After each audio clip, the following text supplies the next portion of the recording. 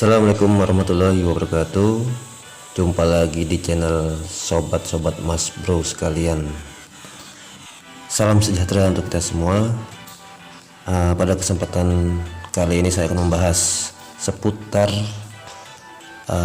aplikasi Android yang digunakan untuk pengisian instrumen EDS, di mana aplikasi ini sebagai alat bantu pengumpulan data EDS tahun 2020.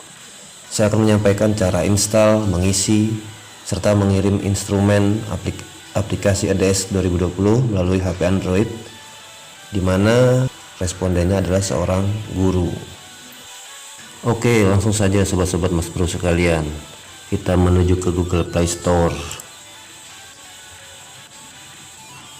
Kemudian kita ketikkan instrumen EDS. Nah, di bagian ini terdapat beberapa pilihan instrumen EDS untuk SD, untuk SMP, dan untuk SMA. Sebagai contoh, kali ini saya akan membahas pengisian instrumen EDS untuk SMP.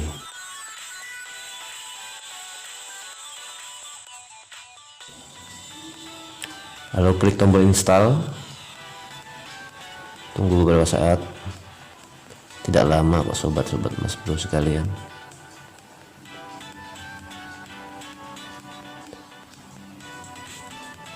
Ya, jika sudah selesai, klik open.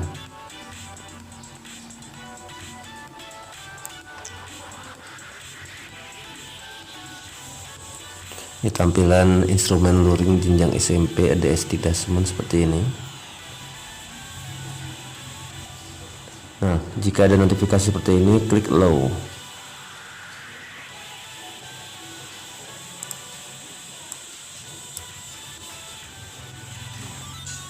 Jika sudah, tampilan depan dari aplikasi EDS tersebut, di sini ada petunjuk jawaban, frekuensi angka 1, pilihan angka 1, pilihan angka 2, pilihan angka 3, 4, 5, 6, dan 7. Artinya jika responden tersebut atau guru tersebut memilih angka 7, berarti posisinya, keadaannya di sekolah tersebut sangat terpenuhi. Sedangkan kalau pilihannya angka 1, berarti sangat tidak terpenuhi. Kalau 2 sebagian besar tidak terpenuhi, 3, 4, dan seterusnya. Artinya semakin tinggi angka yang dipilih, artinya semakin baik. Tetapi jika angkanya yang dipilih semakin rendah, artinya semakin tidak terpenuhi. Nah, jika sudah, pada tampilan depan ini ada tombol selanjutnya atau next, ke halaman berikutnya.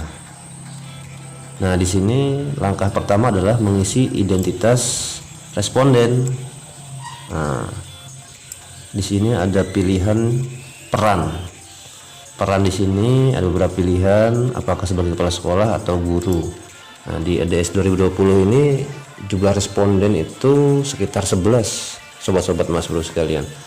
Di antaranya 10 responden guru dan 1 responden kepala sekolah. Nah, ini saya contohkan sebagai responden seorang guru di sini. Kemudian kita next, klik tombol selanjutnya. Setelah peran sebagai seorang guru, kita harus mengisikan NPSN yang terdapat di sekolah kita. NPSN itu artinya adalah nomor pokok sekolah nasional. Ini kalau kita tidak tahu nomor pokok sekolah nasional, kita bisa tanyakan ke bagian staf tata usaha atau yang lebih paham akan identitas sekolah kita di mana kita bekerja.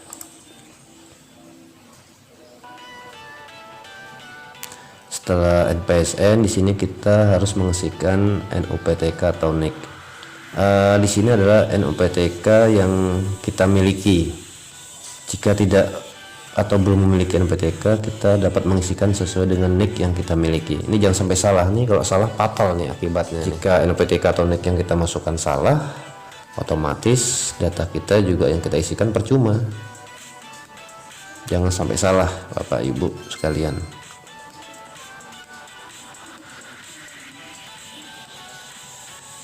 Kemudian ini alamat email yang terdaftar di Dapodik. Nah, ini adalah alamat email yang harus kita masukkan, kita inputkan alamat email kita yang terdaftar di Dapodik. Alamat email kita sebagai guru yang terdaftar di Dapodik.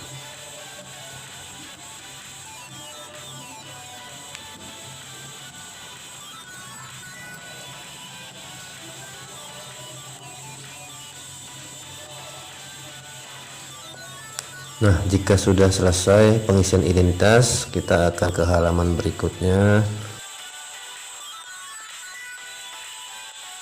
Untuk mendapatkan informasi terbaru dan terupdate, jangan lupa klik tombol subscribe, like, comment, and share di channel. Berikut tampilan awal instrumen seorang responden guru. Jadi untuk responden seorang guru itu ada A, B, C, D, E, ada 5 bagian yang harus diisi oleh seorang guru. Bagian yang pertama atau A di sini adalah instrumen kompetensi lulusan, di mana semakin tinggi angka yang dipilih atau angka 7 artinya kondisi pada pernyataan selalu dijalankan oleh sebagian besar siswa, begitu pula sebaliknya, di mana kita harus melihat kondisi sebagian besar siswa kita di lapangan, artinya realitanya seperti apa, keadaan sebagian besar seluruh siswa yang akan kita nilai, bukan per individu tetapi sebagian besar seluruh siswa yang ada di sekolah tersebut kita nilai. Contoh ini akan saya isikan: berdoa sebelum dan setelah melakukan aktivitas. Di sini saya pilih angka 7. Artinya saya menilai seluruh siswa saya di sini sebagian besar selalu melakukan berdoa sebelum dan setelah melakukan aktivitas.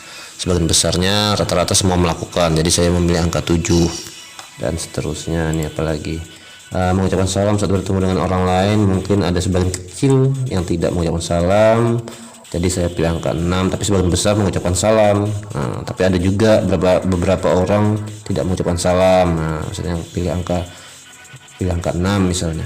Melaksanakan ajaran agama yang dianut, nah ini juga pilih angka 7 misalnya, dan seterusnya.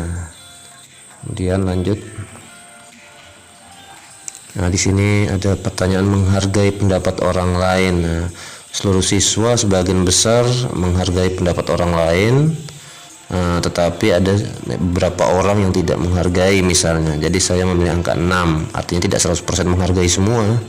Jadi saya memilih angka 6 di sini. Jika sudah, kemudian ada pilihan. Nah, ini untuk lembaran selanjutnya kita bisa mengklik tab tombol selanjutnya agar beralih ke halaman berikutnya, ke halaman pertanyaan berikutnya. Nah, di sini ada beberapa pertanyaan kembali yang harus kita pilih, sobat-sobat sekalian. Kita isi di sini masih lembaran pertanyaan di bagian kompetensi lulusan. Ini contoh pengisiannya. Mungkin kita bisa, ini mohon maaf saya agak cepatkan sedikit. Jadi Bapak Ibu sekalian atau sobat-sobat sekalian bisa melihat keadaan realitanya sebagian besar siswanya seperti apa di sekolahnya masing-masing. Itulah yang dapat sobat-sobat sekalian isikan di aplikasi instrumen EDS ini. Kemudian di sini ada kita ada pilihan simpan, tombol simpan di sini. Jika sewaktu-waktu sekiranya cukuplah hari ini kita untuk mengisi, besok kita bisa lanjutkan lagi atau nanti malam lagi kita lanjutkan, jangan lupa disimpan sobat-sobat sekalian, agar jika di close file tersebut atau isian yang sudah kita isikan tidak hilang ketika nanti pada saat tertentu kita akan membukanya lagi. Oke, saya close terlebih dahulu aplikasi ini. Kemudian esok harinya atau nanti malam akan kita coba kembali sebagai contoh. Sekarang akan saya buka, ngecek apakah data yang sudah kita isi tadi dapat tersimpan dengan baik atau tidak. meskipun dijalankan secara offline.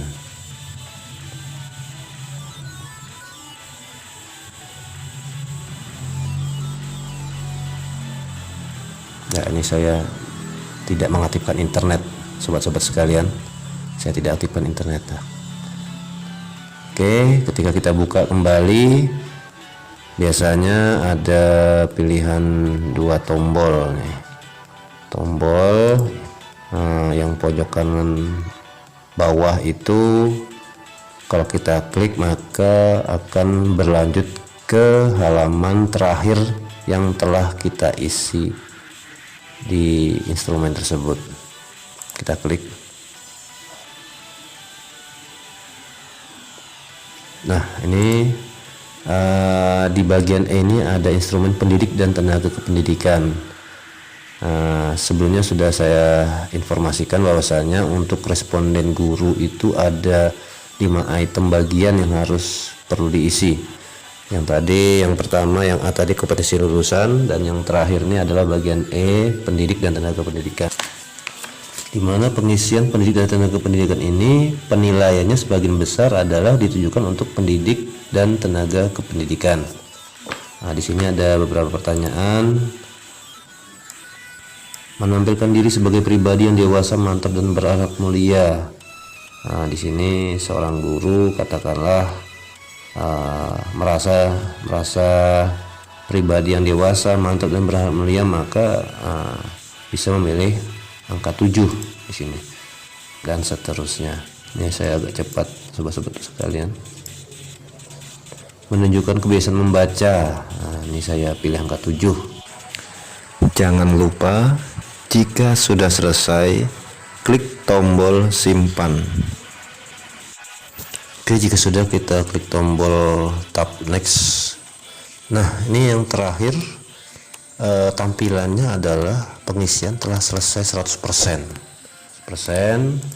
Jika posisinya sudah 100% seperti ini, maka responden tersebut dapat mengirimkan file yang telah diisinya dengan cara klik tombol kirim. Lalu setelah klik tombol kirim ada pilihan di sini ngirimkan lewat apa? Apakah lewat email atau WhatsApp? Nah, di sini saya akan memberikan contoh pengiriman lewat email. Nah, jadi kita harus tahu alamat email operator sekolah kita.